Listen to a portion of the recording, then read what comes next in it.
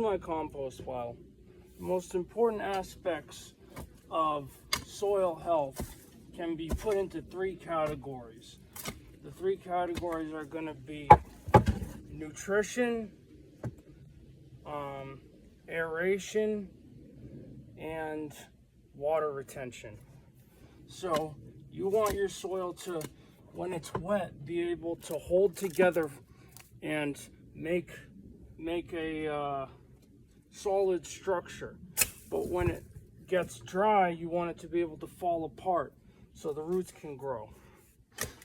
And you also want it to be able to hold water. So it needs to have multiple qualities to it.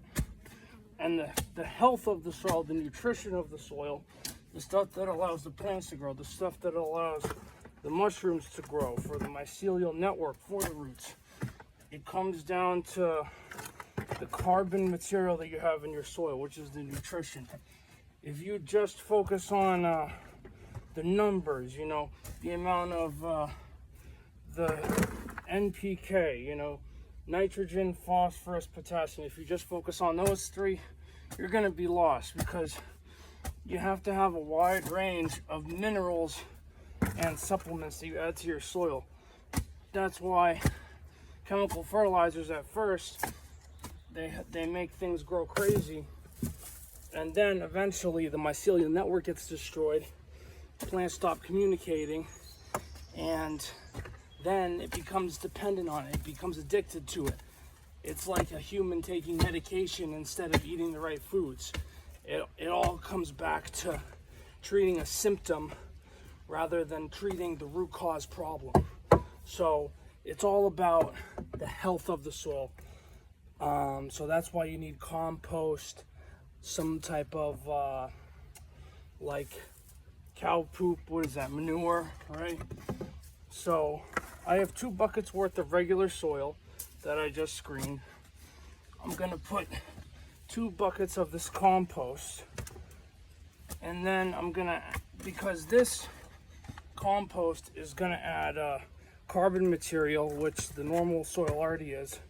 The normal soil, it's most importantly gonna take up room, and it has carbon material, and it has all the properties we talked about, but this is gonna add the fertilizer and nutrition to the soil. And then you wanna add sand to soil. Sand adds aeration to the soil. So you want equal mixtures of clay, carbon, and sand in your soils. So the carbon, the best place for it to come from is like something like cow manure, but if you're gonna use that, use maybe a 1/5 or less in your mixture. Or compost, which you can use 1/2 or 1/3 of, depending on the mixture. The mixture of compost, when you make compost, it has to be equal parts green material, which is high in nitrogen, and brown material, or black, which is high in carbon. You need to have equal parts of that to make the right compost mixture. So if you have that, this right here is actually not been turned very much at all, not been watered, which you're supposed to do.